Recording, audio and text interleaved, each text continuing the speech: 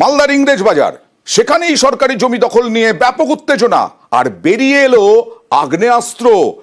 একটা ক্লাবের বিরুদ্ধে অভিযোগ, প্রতিবেশী বাধা দেওয়ায় এই আগ্নেয়াস্ত্র নিয়ে হুমকি হুঁশিয়ারি, এই আগ্নেয়াস্ত্র বেরিয়ে এলো। সরকারি জমি দখল করবে, আবার বাধাও দেওয়া যাবে না, অভিযোগও করা যাবে না, আগ্নেয়াস্ত্র উঁচিয়ে প্রতিবেশীকে হুমকি। কি অভিযোগ দেখুন।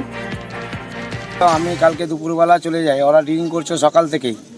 দুপুরের পর আমার বাড়িতে এসে যা তা করার নানা রকম গালাগালি, কিস্তি বকে ম্যাচিং দিয়ে বার করে বলছে গুলি করে দেবো রাত্রেবেলা এসে, এবং আমাকে ঘেরাও করে সব 3-4টা ছেলে হ্যাপি গালাপের করে। তারপর পুলিশ চলে এসে, সঙ্গে সঙ্গে পুলিশ এসছে, একজনকে অ্যারেস্ট করেছে আর সবটি হয়ে গেছে। ঝামেলাটা কেন হয়েছে, 3-4 দিন আগে এই পিলারগুলো গেছিল মাঠে, সব পাবলিকরা বলছে এটা অন্যায় করছে, আমি ওটা বাধা দিয়েছিলাম।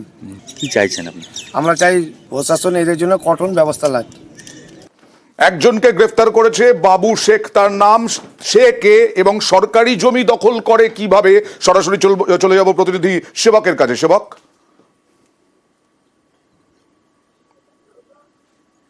একদমই, দেখো মালদহের ইংরেজ বাজারের কোতোয়ালি পঞ্চায়েতের এই এলাকা নিমাইসড়া, যেটা মহানন্দা নদীর তীরবর্তী এলাকা। এখানে মহানন্দা নদীর তীরের বেশ কিছু এলাকা জবরদখলের অভিযোগ উঠছিল সেই স্থানীয় একটি ক্লাবের একদল সদস্যের বিরুদ্ধে। আর এ নিয়ে প্রতিবেশীরা প্রতিবাদ করেছিলেন, আর প্রতিবাদীদের সঙ্গে সরব হয়েছিলেন ভানু মহালদার নামে এক প্রতিবেশী। তাকে আগ্নেয়াস্ত্র নিয়ে হুমকি দেওয়া হয়। গতকাল রাতে তার বাড়িতে চড়াও হয় দুষ্কৃতীরা। আর এই ঘটনার পর আজকে সকালে এলাকার ক্লাবে একটি পাইপগান আর ধারালো অস্ত্র উদ্ধার হয়। আর এরপরেই চাঞ্চল্য ছড়ায়। ইংরেজবাজার থানার পুলিশ আগ্নেয়াস্ত্র, ধারালো অস্ত্র উদ্ধার করেছে। আর এই আগ্নেয়াস্ত্র গতকাল উঁচিয়ে হুমকি দেওয়ার অভিযোগ উঠেছিল বাবু শেখের বিরুদ্ধে। সেই বাবু শেখকে আটক করে নিয়ে এসেছে পুলিশ, তাকে গ্রেপ্তার করা হচ্ছে, এমনটাই পুলিশ সূত্রে খবর।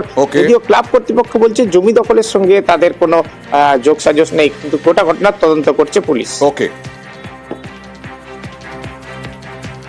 অন্যায়ভাবে ব্যবচার করেনি, ক্লাব সবসময় সবার সঙ্গে সহযোগিতাই করেছে। গতকালকে কি ঘটনা ঘটেছে, একটা ঝামেলা হয়েছিল, ঠিক আছে, সেটা ক্লাবের সাথে, ক্লাবের মেম্বারদের সাথে একটা ঝামেলা হয়েছিল, এটাই যা, সেটা অন্যায়ভাবে হয়েছে, যা হয়েছে। গতকাল রাতে হামলাও হয়েছে ছোটর মলের বাড়ি থেকে, কি বলবেন? না, সেটা আমিও জানি না, সেটা আমি জানি না কার বাড়িতে কি হামলা হয়েছে বা কি হয়েছে, সেটা আমি কিন্তু জানি না। একটা জায়গা নিয়ে ঘেরা নিয়ে সমস্যা দেখা দিচ্ছে ক্লাবের পাশ দিয়ে।